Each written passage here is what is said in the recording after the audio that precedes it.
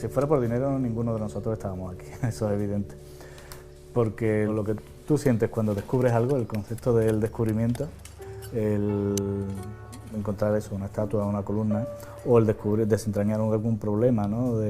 Muchas veces simplemente con un ordenador, mediante sistemas de información geográfica resolvemos problemas que antes no se conocían. La emoción del descubrimiento, eso no tiene precio. Como un equipo de buceadores en busca de los restos de un naufragio, un grupo de arqueólogos y alumnos de la Universidad de Sevilla ha rastreado el fondo del patio de banderas del Real Alcázar para sacar a la superficie el pasado. Dada su labor en favor del legado arquitectónico, este antiquísimo palacio acaba de recibir el Premio Internacional de la Fundación Centro Internacional para la Conservación del Patrimonio. ¿Cuántos metros? Ya me he decidido tú la medida, ¿vale? Esto es un 80. Tenemos un yacimiento de 6 metros de profundidad debajo de la plaza, lo que es el patio de banderas, y podemos imaginárnoslo según en el nivel en el que nos estemos moviendo. Ahora mismo estamos pisando en el nivel del siglo I a.C. De manera que estas estructuras se corresponden, creemos que con un hórreo, un gran almacén de depósitos procedentes del puerto. Pues hemos estado limpiando lo que es el pavimento para poder fotografiarlo, los restauradores que hagan su función y dejarlo musealizable.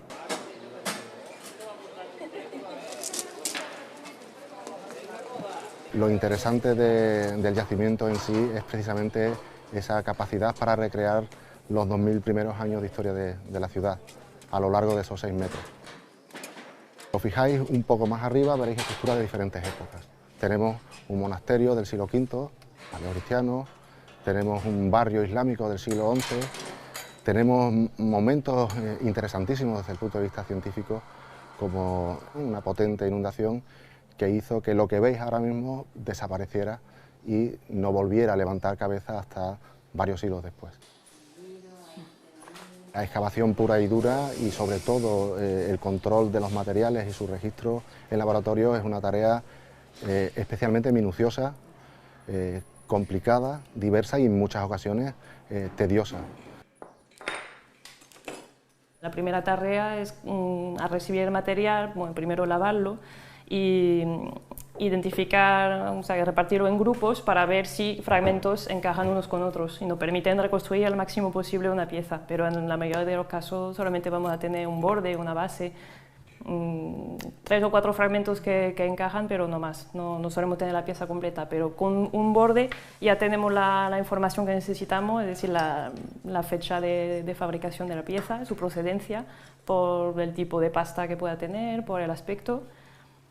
Y bueno, son toda una serie de datos que nos permiten hablar luego del comercio, ¿no? entre Hispalis en esa época y toda la zona del imperio.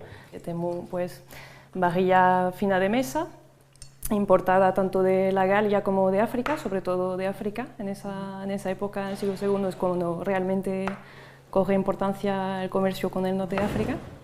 Y luego pues toda una serie de jarros comunes, cerámica de cocina. Esto son pinturas murales que tienen varias capas de mortero de cal. Normalmente aparecen 3 capas de mortero de cal y después el pigmento. Después la pintura, que al estar tan fragmentada no se ve bien el motivo decorativo y es lo que se está estudiando ahora. Pero prácticamente casi todos los fragmentos que tenemos son los paneles. Como estos, los marcos, los grandes marcos con los paneles. Tenemos también decoración figurativa, como este tipo.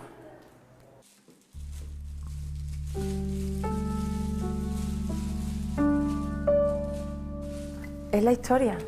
Es que yo estoy tocando esta pieza que será del siglo II. O sea, será del año 100 y pico. Y aquí está, en nuestras manos. Y es intentar buscar cómo era aquello, a partir de todo lo que tenemos aquí. Es reconstruir.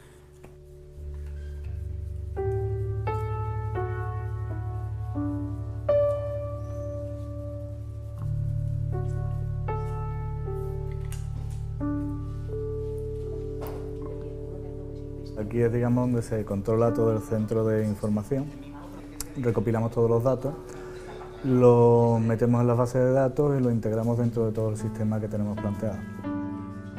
Nosotros al fin y al cabo tenemos que desentrañar cuáles han sido los sucesos históricos a través de los restos que nos han quedado. Hay veces que son restos mínimos, una pequeña capa de limo. Analizando los pequeños depósitos y sedimentos nos permiten saber muchas cosas. Cuestiones climáticas, cuestiones del entorno ecológico, cuestiones de la alimentación de la gente que vivía aquí. Los datos pueden ser realmente infinitos. Nada más el análisis de los materiales arqueológicos nos ha mostrado pues, que Sevilla como puerto internacional pues, acogía mercancías de todo el imperio, de todo el Mediterráneo. Yo creo que lo que se está saliendo de abajo va a dar un vuelco a lo que conocíamos de la ciudad de Sevilla. Y no solo de Sevilla. Entiendo que los resultados de aquí son extrapolables y pueden ser una especie de paradigma dentro de la investigación en Andalucía e incluso más allá.